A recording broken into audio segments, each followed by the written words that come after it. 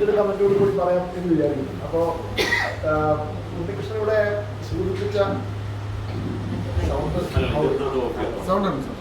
ഉണ്ണികൃഷ്ണനോട് സൂചിപ്പിച്ച ആ സംഗതി, ഇതിന്റെ നോവലിന്റെ ആ ക്യാൻവാസിന്റെ വലിപ്പം, ബൃഹത്തായ നോവൽ എന്നുള്ള സംഗതി, അത് ആദ്യകാലത്ത് പാവങ്ങൾ വായിക്കുമ്പോൾ എനിക്ക് ആദ്യഘട്ടത്തിൽ തോന്നിയിട്ടുള്ള സംഗതിയാണ്. പക്ഷെ പിന്നീട് നമ്മൾ സാഹിത്യം വായിച്ച് അതേക്കുറിച്ച് ചിന്തിച്ചു തുടങ്ങിയ സമയത്ത് ഇതേ പ്രശ്നം പണ്ടിവിടെ മലയാളത്തിലും ഉണ്ടായിട്ടുണ്ട്. ഉദാഹരണം ഇന്ദുലേഖ. ഇന്ദുലേഖയുടെ 18ാമത്തെ അധ്യായം എന്തിനാണെന്ന് ചേർന്ന് വലിയ തർക്കം കേരളത്തിലുണ്ടായിരുന്നു. അത് ഒരു ഏച്ചു കട്ടലാണ്. പക്ഷെ അങ്ങനെയല്ല, അത് ഇന്ദുലേഖ എന്ന് പറയുന്ന നോവലിനെ ഒരു ടോട്ടാലിറ്റി, ഒരു സാഹചര്യാവസ്ഥയിൽ നിങ്ങൾ കാണുമ്പോൾ ഈ 18ാമത്തെ അധ്യായത്തിന് വലിയ രാഷ്ട്രീയ സാമൂഹിക പ്രാധാന്യമുണ്ട്. പിന്നെ ഉണ്ണി ചോദിച്ച ചോദ്യം ഇത്ര വിശദമായിട്ട് എഴുതാന്ന് പറഞ്ഞാൽ അത് ഓരോ കാലഘട്ടത്തിലെ രചനാ രീതിയുടെ പ്രത്യേകതയാണ്. ഇപ്പോൾ അവകാശികളുടെ കാര്യം രാജൻ സാർ പറഞ്ഞല്ലോ. അപ്പോൾ ഓരോ നോവലും ഓരോരുത്തരും കൺസീവ് ചെയ്യുന്നത് ഓരോ തരത്തിലാണ്. അപ്പോൾ വലുതായിട്ട് എഴുതിയിട്ട് അതിനെ ചുരുക്കി ചുരുക്കി ചുരുക്കി എഴുതുന്ന ശീലമുള്ള ആളുകളുണ്ട്. ചെറുതായിട്ട് എഴുതിയിട്ട് അതിനെ പെരുപ്പിച്ച് പെരുപ്പിച്ച് വലിയ ക്യാൻവാസിൽ കൊണ്ടുവന്ന ആളുകളുണ്ട്. പിന്നെ പുതിയ കാലത്തിൻ്റെ ഒരു പ്രത്യേകത എന്ന് വെച്ചാൽ ഇത്തരം വലിയ കൃതികൾ ഇപ്പോൾ ആളുകളുടെ ശ്രദ്ധയിലേക്ക് വരുന്നുണ്ടോ, ആളുകൾ അത്തരം പുസ്തകങ്ങൾ സ്വീകരിക്കുമോ? പൊതുവിൽ വായന തന്നെ ഇല്ലാതെ പോകുന്ന ഒരു കാലത്ത് ഇത്ര സമയം ഇതുകൊണ്ട് ചെലവഴിക്കാൻ തുടങ്ങിയതൊക്കെ താത്വിക പ്രശ്നങ്ങളാണ്. നാളെ അത്തരം ഒരു നോവൽ ഉണ്ടാവുകയില്ല എന്നോട് പറയാൻ കഴിയില്ല. അതാണ്. അതായത് നമുക്ക് ഞാൻ പറഞ്ഞാൽ ആളുകളുടെ അഭിരുചികൾ മാറി മറിഞ്ഞു വരും. ചെറുത് ചെറുത് ചെറുത് എന്ന് പറഞ്ഞ സാധനം പിന്നെ നമ്മൾ വലിയ ഒരു അവസ്ഥയിലേക്ക് പോകാം.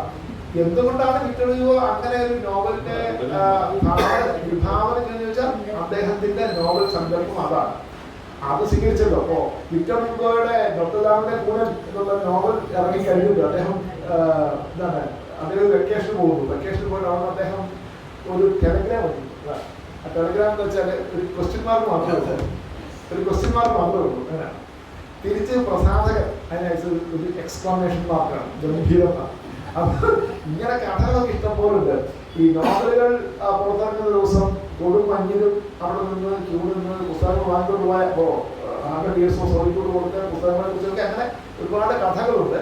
ഇത് നോവൽ എപ്രകാരം ആ എഴുത്തുകാരൻ വിഭാവനം ചെയ്യുന്നു എന്നുള്ളത് സംബന്ധിച്ചാണ്.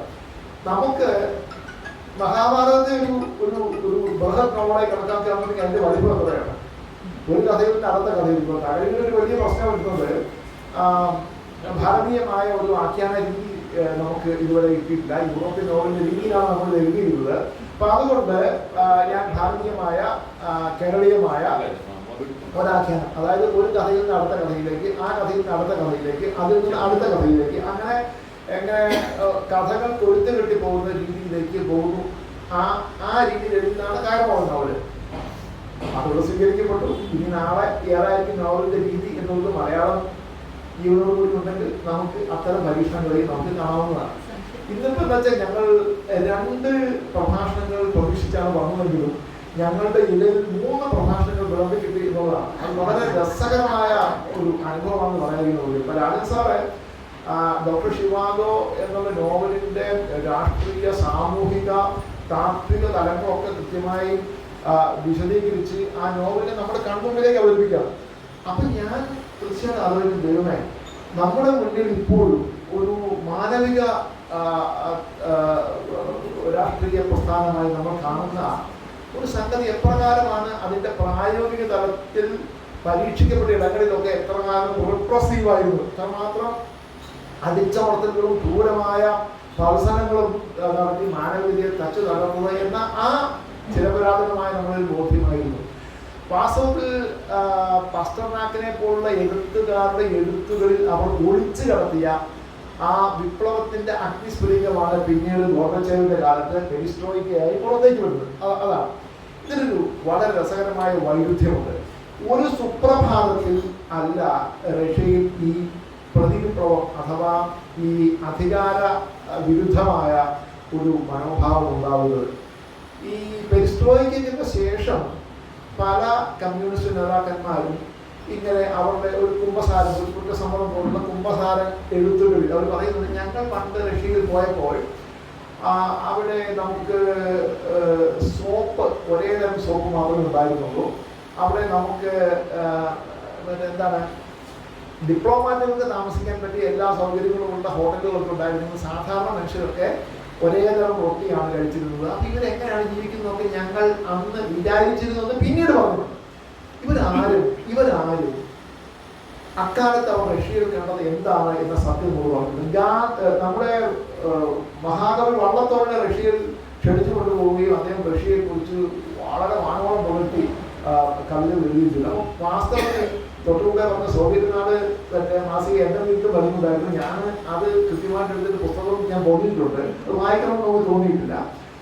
അപ്പോൾ വളരെ കൃത്യമായ ഒരു ഒരു ഒരു പ്രൊപ്പഗൻഡ, ഒരു പ്രചാരണം, അത് ബംഗാളിന് വേണ്ടിയും റഷ്യക്ക് വേണ്ടിയും അത് ആലോചിച്ച് നോക്കിയാൽ രണ്ടിനും അടിസ്ഥാനപരമായി ഒരേ നൂല് തന്നെയാണ് പാകി വെച്ചിട്ടുള്ളത്. ഞാൻ ബംഗാളിലും പോയിട്ടുണ്ട്.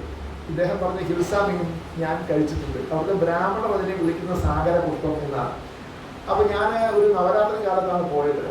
അപ്പോൾ അവിടെ പോകുമ്പോൾ അവിടുത്തെ ആളുകൾ പൊതുവെ മടിയന്മാരാണ്. അങ്ങനെയാണ്, പൊതുവെ മടിയന്മാരാണ്. 11 മണി ആകുമ്പോൾ കട തുറക്കുകയും 2 മണിക്ക് കട വീണ്ടും അടയ്ക്കുകയും പിന്നെ വൈകുന്നേരം 6 മണിക്ക് തുറന്നിട്ട്, അതായത് വിശ്രമമാണ് വളരെ കൂടുതൽ. അവിടെ കൽക്കത്തയിൽ നിങ്ങൾക്ക് ഒരു 1 മണിക്കൂറൊക്കെ ഗതാഗതം കുരുക്കിൽപ്പെട്ട് കിടക്കുന്ന വെച്ചാൽ നമുക്ക് ശ്വാസം കൊടുക്കും. അങ്ങനെയാണ്. പക്ഷേ ഈ സോഡാ ക്യാമറ വെച്ച അവിടുത്തെ ആ മണ്ണിൽ പെയിലടിച്ച ആ കാറുകാരൻ അദ്ദേഹം വണ്ടി പോയി അവിടെ അങ്ങനെ നിൽക്കും. ഒരു പ്രശ്നവുമില്ല. കൽക്കട്ടയ്ക്ക് 2 മുഖമുണ്ട്. ഞാൻ പറയുന്നത് തെറ്റോടെ തിരുത്താം. അവിടെ സോൾട്ട് ലേക്ക് സിറ്റി എന്ന് പറഞ്ഞൊരു അവിടെ പോയാൽ നിങ്ങൾക്കൊരു ഹോണ്ട സിറ്റിയോ അന്ന് ഓടി കാർ ഇവിടെ ഇന്ത്യയിൽ വന്നു തുടങ്ങി. ലെൻസോ ഒക്കെ കാണാൻ പറ്റും. മറ്റേത് ഇപ്പോൾ നോക്കാൻ നമുക്ക് അപ്പോഴും ഫിയറ്റിന്റെ അല്ലെങ്കിൽ അംബാസഡറിന്റെ 950 മോഡലോ 60 മോഡലോ കാറും പിന്നെ ഈ മനുഷ്യൻ വലിച്ചു നടക്കുന്ന ജൽക്കാവണ്ടിയൊക്കെയാണുള്ളത്. ഒരിക്കലും എൻ്റെ മുടി വെട്ടിയ ഒരു ആൾക്ക് ഞാനൊരു 10 രൂപ ടിപ്പ് കൊടുത്തപ്പോൾ അവൻ എൻ്റെ തലയിൽ പിന്നെയും ഒരു അരമണിക്കൂർ തമിഴ് കുട്ടികളുണ്ട്. കാരണം 10 രൂപയ്ക്ക് ഒരു കാലത്തും അവിടെ ആരും ടിപ്പ് കൊടുക്കാറില്ല. ഒരു റോട്ടിക്ക് 1 രൂപയായിരുന്നു. ഞാൻ ഇപ്പോഴും ഓർക്കും, ഒരു റോട്ടിക്ക് 1 രൂപ. അതായത് അന്നേ 10 രൂപ ഒരു റോട്ടിക്കുണ്ട്. അപ്പോൾ ഞാൻ ഇവിടെ നമ്മുടെ വെടിയുമ്പ് നടന്ന നന്ദിഗ്രാമിൽ പോയിട്ടുണ്ട്. അവിടുന്ന് നമ്മുടെ ശാന്തിനികേതനിൽ പോയിട്ടുണ്ട്. അപ്പോൾ ഒരു ബംഗാളിൽ ഞാൻ കണ്ടിട്ട് എനിക്ക് ഏറ്റവും എൻ്റെ മനസ്സിനെ സ്പർശിച്ച ഒരു കാര്യം ബംഗാളി സ്ത്രീകളുടെ ഒരു താൻപോരിമയും തങ്കടവുമാണ്. ഞാൻ എൻ്റെ ഒരു വിദ്യാർത്ഥിനി അവിടെ കൽക്കട്ടയിൽ, എല്ലാ വർഷവും കൽക്കട്ടയിൽ വിളിക്കും. അപ്പോൾ ഒരു തവണ ഈ വിദ്യാർത്ഥിനി മക്കളെയൊക്കെ കൂട്ടി വീട്ടിൽ മാഷി വരുമെന്ന് അങ്ങനെ നവരാത്രി കാലത്ത് ഞാൻ പോയതാണ്. അത് ചെന്ന് ഇറങ്ങിയ ദിവസം തന്നെ രാത്രി 11 മണി സംസാരിച്ചുകൊണ്ടിരിക്കാം. അപ്പോൾ എന്നോട് ഈ കുട്ടി പറഞ്ഞത്, uncle shall we go to puja pandal എന്ന് ചോദിച്ചു. മലയാളിയായ ഒരു പുരുഷൻ രാത്രി ഈ പെൺകൊച്ചിൻ്റെ ഒപ്പം ഇരുട്ട് നിറഞ്ഞ് ഈ കൽക്കട്ട ഗലികളിലൂടെ പോയാൽ ഈ കൊച്ചിനെ കൊണ്ട് എനിക്ക് തിരിച്ചു വരാൻ പറ്റും, ഈ വഴിയും അറിയില്ല.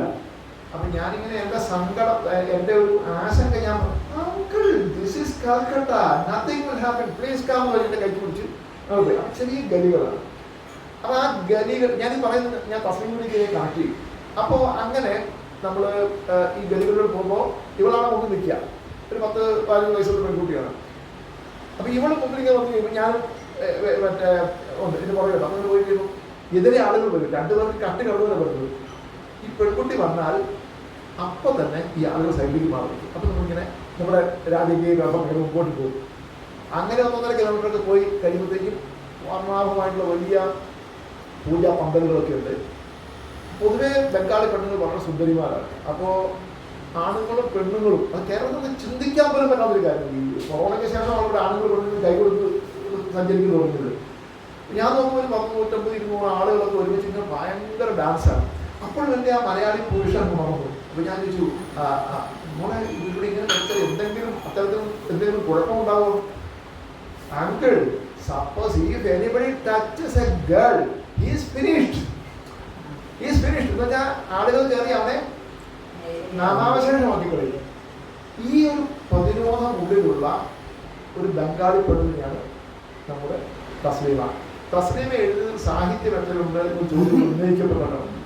അതെനിക്ക് മറുപടി പറയാനുള്ളത് എല്ലാ സാഹിത്യവും അതിൻ്റെ സാഹിത്യത കൊണ്ടല്ല, അതിൻ്റെ സമകാലികമായിട്ടുള്ള പ്രതിരോധ ശക്തി കൊണ്ടുകൂടിയാണ് ചിലപ്പോൾ നമ്മൾ വായിക്കരുത്. അത് പ്രധാനപ്പെട്ട സംഗതിയാണ്. അപ്പോൾ എല്ലാം നമ്മളിപ്പോൾ വൈക്കം മുഹമ്മദ് ബഷീറിൻ്റെ ശബ്ദങ്ങൾ നോക്കിയാണ് നമ്മൾ വായിക്കുന്നത് അതിനെ ആ കാലഘട്ടത്തിൻ്റെ പൊള്ളത്തരങ്ങൾക്കെതിരായിട്ടുള്ള പ്രതികരണം എന്ന രീതിയിലാണ്. അപ്പോൾ ഇത്തരത്തിലാണ് നമ്മളിനെ വായിക്കേണ്ടത്.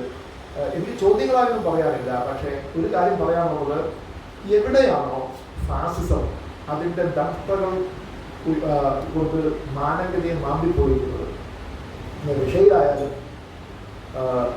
ബംഗ്ലാദേശിലായാലും ഇന്നത്തെ ഇന്ത്യയിലോ ഇന്നത്തെ കേരളത്തിലോ ആയാലും അതിനെതിരെ പ്രതിരോധം ഉണ്ടാവും. അത് അതത് കാലത്തെ എഴുത്തുകാരുടെ കൃതികളിൽ അത് ഗുപ്താവസ്ഥയിൽ കിടക്കും. ചിലതും തുറന്ന് പറയാൻ കഴിയില്ല. അപ്പോൾ ഈ ഇവിടെ കേരളത്തിൽ ഇപ്പോഴത്തെ ഒരു അവസ്ഥയിൽ എഴുത്തുകാരുടെ ഏത് പക്ഷത്താണെന്ന് വെച്ചാൽ അത് ഭരണപക്ഷത്താണെന്ന് പറയേണ്ടി വരും. എഴുത്തുകാർ ഏത് പക്ഷത്താണെന്ന് വെച്ചാൽ പണ്ട് ഉയർത്തിയ ഒരു ചോദ്യം, എഴുത്തുകാരാ നിങ്ങൾ ആരുടെ പക്ഷത്താണ്? നിങ്ങൾ തൊഴിലാളിയുടെ പക്ഷത്തോ അതോ മുതലാളിയുടെ പക്ഷത്തോ? ഇപ്പൊ അങ്ങനെയല്ല. എഴുത്തുകാരാ നിങ്ങൾ അധികാരപക്ഷത്താണോ പ്രതിപക്ഷത്താണോ എന്നാണ്. പരസ്യമായി നിങ്ങൾ അധികാരത്തിന് കൊടുത്ത് നടത്തണം എന്ന് ഈ ILFKയുടെ ഒരു യോഗത്തിൽ നിന്ന് എഴുത്തുകാർ പറയുന്നത് കേട്ടപ്പോൾ നിതാന്ത പ്രതിപക്ഷമായി നിൽക്കേണ്ട എഴുത്തുകാരി എന്തുകൊണ്ടാണ് അധികാരത്തിന്റെ കൊഴുത്തുകാരായി മാറുന്നത് ഞാൻ തോന്നുന്നു. ഞാൻ എല്ലാ രാഷ്ട്രീയത്തിലും ഉൾക്കൊള്ളുന്ന ആളാണ്. ഞങ്ങളുടെ വോട്ട് പഠിച്ച ആളുകളെ നമ്മൾ ബഹുമാനിക്കുന്നു. പക്ഷേ എഴുത്തുകാരുടെ ധർമ്മം എന്ന് പറയുന്നത് എഴുത്തുകാരൻ ഈ ഭരണത്തിന്റെ പുഴുക്കുത്തുകളെ ചൂണ്ടിക്കാണിക്കുക, അത് സാഹിത്യമായി ചൂണ്ടിക്കാണിക്കുക എന്നുള്ളതാണ്. എന്തായാലും ഈ 3 പ്രഭാഷണങ്ങൾ നന്നായി. അതിൻ്റെ സിനിമാ ദർശനെ കുറിച്ചൊക്കെ വിനോദ് പറഞ്ഞു, വളരെ രസമായി തോന്നി. അതിൽ ഏറ്റവും രസമായി തോന്നിയത് മുട്ടത്ത് വർക്കി എന്ന ആ എഴുത്തുകാരൻ, മഹാപണ്ഡിതനെന്ന് പറയുന്നു. അദ്ദേഹം മഹാപണ്ഡിതനായ മനുഷ്യനായിരുന്നു. നമ്മൾ പൈങ്കിളി എന്ന് പറഞ്ഞ് അടച്ചാക്ഷേപിച്ച് വെച്ചിട്ടുള്ള ആ എഴുത്തുകളാണ് ഒരു കാലഘട്ടത്തിൽ കേരളത്തിലെ ജനങ്ങളെ വായനയിൽ കടിപ്പിച്ചത് എന്നും അദ്ദേഹത്തിന്റെ സാഹിത്യ സംഭാവനകൾ നമ്മൾ സമയം പോലെ വിലയിരുത്തേണ്ടതാണ് ഇതുകൂടി പറഞ്ഞുകൊണ്ട് നമസ്കാരം.